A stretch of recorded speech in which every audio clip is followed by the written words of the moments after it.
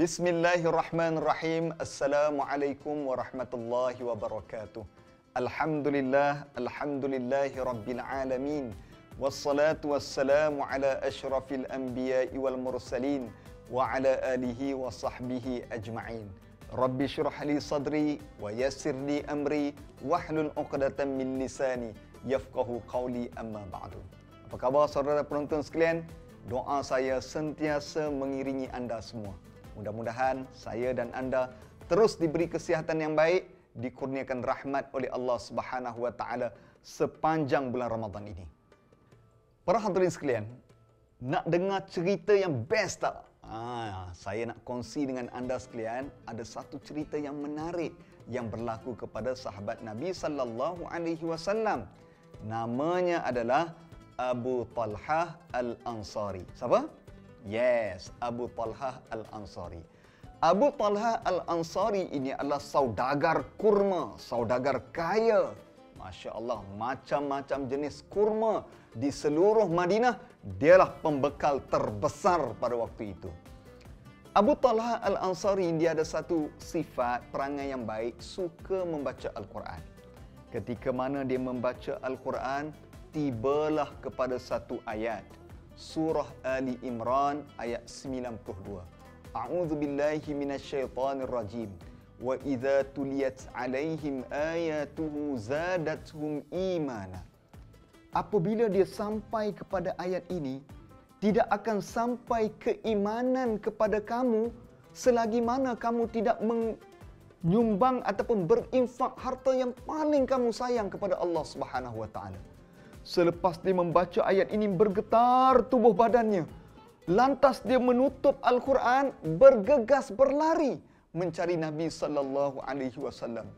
Ya Rasulullah, aku sedang asyik membaca Al-Quran, sampailah pada ayat 92 surah Ali Imran ini.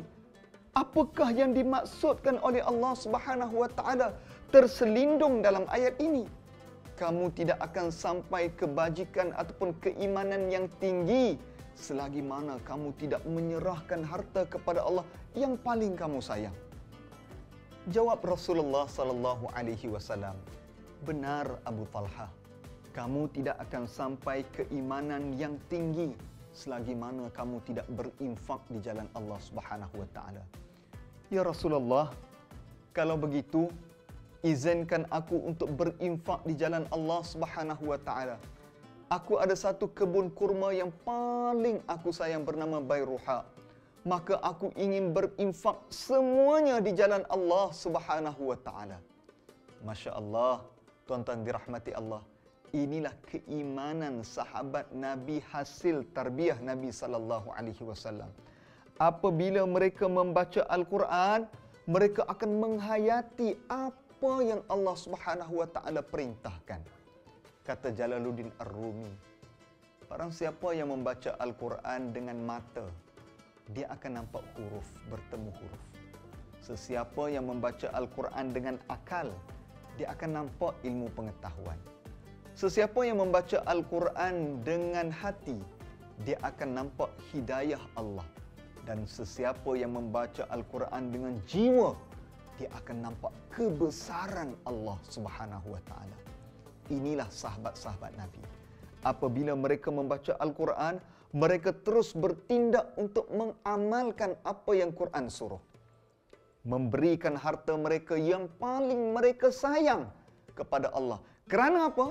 Kerana mereka percaya harta yang Allah Ta'ala beri kepada mereka atas dunia ini adalah pinjaman semata-mata. Harus dikembalikan semula kepada Allah dan kutip semula sahamnya di akhirat nanti.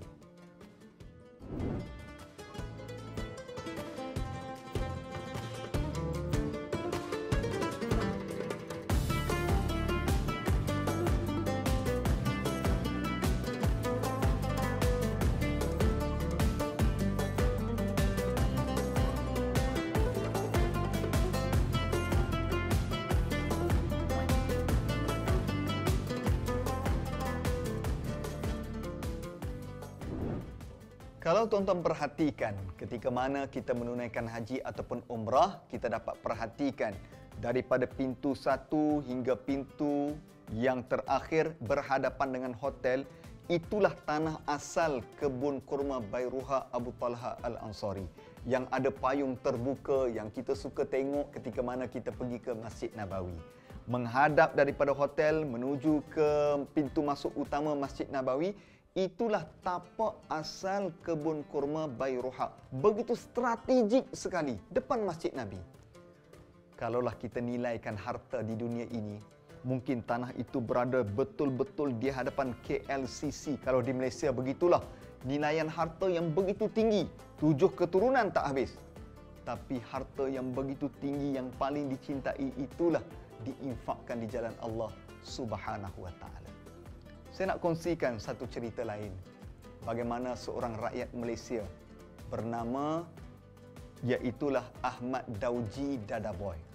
Dia adalah seorang rakyat daripada Gujarat, India, datang bermestautin di Malaysia, di Malaya ini sebelum merdeka lagi. Dia datang di sini sebagai peniaga kapet, akhirnya bermestautin di Malaysia. Dia adalah seorang yang begitu kaya. Hartanya ada di Kuala Lumpur maupun di luar negara. Dia duduk di Pangsapuri Melayan Mission, Jalan Masjid India, Kuala Lumpur. Hujung akhir hayatnya dia pergi ke Majlis Agama Islam Wilayah Persekutuan Mawib untuk menginfak dan mewakafkan sebidang tanah seluas kurang lebih 1.5 ekar di Jalan Ipoh, Kuala Lumpur. Pada waktu itu telah diberikan wakaf harta tersebut kepada Majlis Agama. Majlis Agama telah bekerjasama dengan tabung haji untuk membangunkan tanah tersebut. Dan sekarang ini tanah tersebut dibangunkan satu menara, namanya Menara Bank Islam. Setiap tahun hasil pajakan dan sewaan sahaja jutaan ringgit yang dapat dimanfaatkan kepada fakir miskin. Orangnya sudah meninggal tahun 1980, tapi amalannya masih hidup. Sebab itu tuan-tuan dirahmati Allah, kata Hamka, ada orang yang sudah mati tapi amalannya masih hidup. Dan ada orang yang masih hidup tapi amalannya sudah lama mati. Inilah orang yang memberi manfaat kepada orang lain. Khairun nas anfa'uhum linnas. Sebaik-baik manusia mereka yang memberi manfaat kepada orang lain.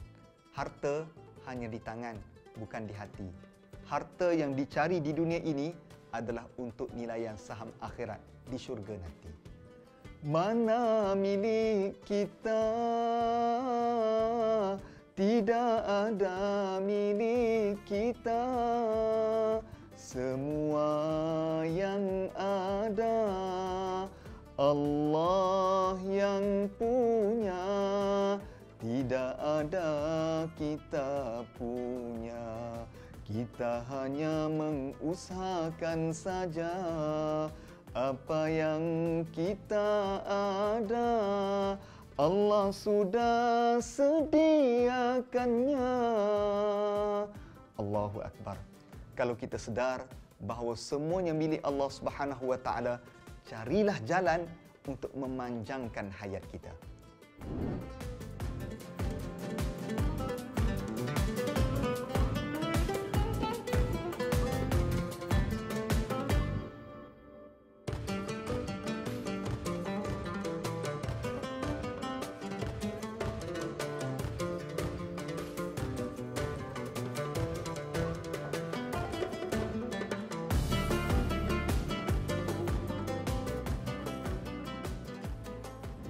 Sebab itu tuan-tuan dirahmati Allah Subhanahu wa taala, kita perlu berfikir bagaimana untuk memanjangkan hayat kita. Hayat kita mungkin 30, 40, 50, 60 dan bagi jangka hayat di Malaysia ini, lelaki 75 tahun, perempuan 76 tahun. Maknanya usia kita sependek itu. Tapi bagaimana kita nak panjangkan umur kita walaupun kita sudah mati, tapi akaun pahala kita sudah bergerak. Macam contoh yang saya sebutkan tadi, Abu Talha Al-Ansari, Ahmad Dauji Dadaboy, dia sudah meninggal sebagai contoh Ahmad Dauji Dadaboy 1980. Tapi 2023 akaun pahalanya masih hidup. Saya fikir kalau saya sendiri sudah mati pun akaun amalannya pun masih hidup. Allahu Akbar. Luasnya kuburnya, gembiranya di alam barzah. kerana melihat pahalanya tidak berhenti-henti masuk walaupun orangnya sudah meninggal dunia. Tak nakkah kita jadi macam tu? Sampai bila kita nak dengar cerita-cerita indah orang lain tentang berwakaf, berinfak? Tak nak ke kita juga termasuk dalam cerita-cerita indah tersebut? Oleh itu, kita jangan tangguh-tangguh lagi. Kerana bertangguh-tangguh itulah menyebabkan kita rugi. Tak apalah. Bulan depanlah, minggu depanlah, tahun depanlah. Akhirnya yang datang dulu, malaikat maut. Pada waktu itu tidak ada sesaat pun yang dapat kita buat. Hanyalah sia-sia semuanya. Oleh kerana itu, di kesempatan yang Allah Ta'ala beri kepada kita, Allah panjangkan hayat kita, Allah masih beri ruang kepada kita di dalam bulan Ramadan Al-Mubarak ini, saya nak ajak semuanya sekali, jom kita berwakaf, berinfak di jalan Allah Subhanahu Wa Ta'ala. Alah, Ustaz duk cerita wakaf-wakaf, nak infak ke mana? Di Masjid Baitur Rahman Alam Sari Kajang. Saya dengar dalam proses pembinaan, elok sangatlah dalam bulan Ramadan ini kita termasuk dalam saham-saham akhirat tersebut. Oleh itu, para hadirin sekalian, berwakaflah segera. Bila lagi? Wallahu alam. Assalamualaikum warahmatullahi wabarakatuh.